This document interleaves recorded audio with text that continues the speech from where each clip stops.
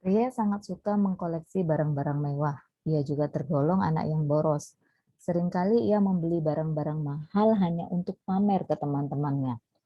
Ia sering memaksa orang tuanya untuk membelikan barang-barang mahal dan jika tidak diberikan, ia akan marah dan tidak mau berangkat sekolah. Sikap pria ini bertentangan dengan pengamalan Pancasila khususnya sila A pertama, B kedua, C ketiga, D keempat, atau E kelima. Sikap pria ini, bila kita amati dari soal, sangat bertentangan dengan sila yang kelima. Pembahasannya sebagai berikut. Sesuai dengan butir dalam sila kelima Pancasila, yaitu butir keenam, tidak menggunakan hak milik untuk usaha-usaha bersifat pemerasan terhadap orang lain. Dalam hal ini, pria seringkali memaksakan kehendak kepada orang tuanya untuk membelikan barang-barang mahal. Dengan ancaman jika tidak diberikan, ia akan marah dan tidak mau berangkat sekolah.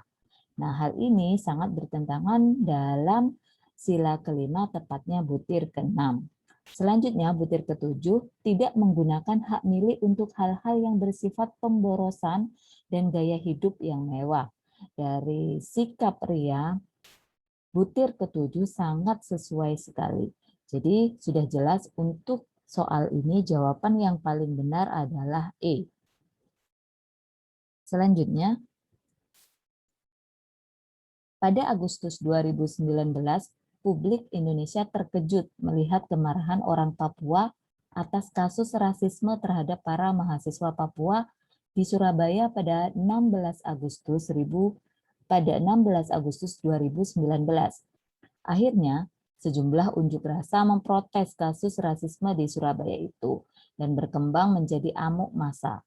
Kasus rasisme tersebut bertentangan dengan pengamalan butir Pancasila sila ke A pertama, B kedua, C ketiga, D keempat, dan E kelima.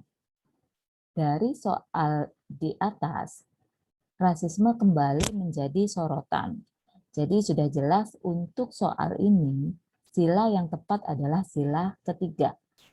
Nah, untuk butir dalam sila ketiga berkaitan dengan soal di atas, butir yang paling sesuai adalah butir keenam, yaitu mengembangkan persatuan Indonesia atas dasar Bhinneka Tunggal Ika, serta butir ketujuh, memajukan pergaulan demi persatuan dan kesatuan bangsa.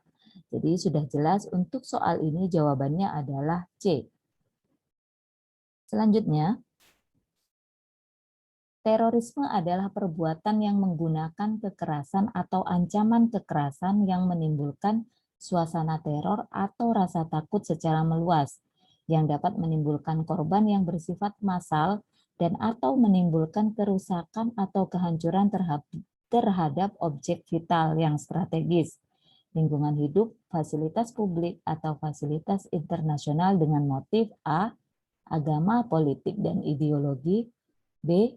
Keyakinan, balas dendam, dan gangguan keamanan, C. Agama, politik, dan kepercayaan, D. Politik, keyakinan, atau agama, atau E. Ideologi, politik, atau gangguan keamanan. Soal ini sesuai dengan Undang-Undang Nomor 5 Tahun 2018 yang berbunyi, terorisme adalah perbuatan yang menggunakan kekerasan atau ancaman kekerasan yang menimbulkan suasana teror atau rasa takut secara meluas yang dapat menimbulkan korban yang bersifat massal dan atau menimbulkan kerusakan atau kehancuran terhadap objek vital yang strategis, lingkungan hidup, fasilitas publik, atau fasilitas internasional dengan motif ideologi, politik, atau gangguan keamanan. Jadi sudah jelas untuk soal ini jawaban yang paling benar adalah E. Sesuai dengan Undang-Undang Nomor 5 Tahun 2018, tepatnya pasal 1 ayat 2.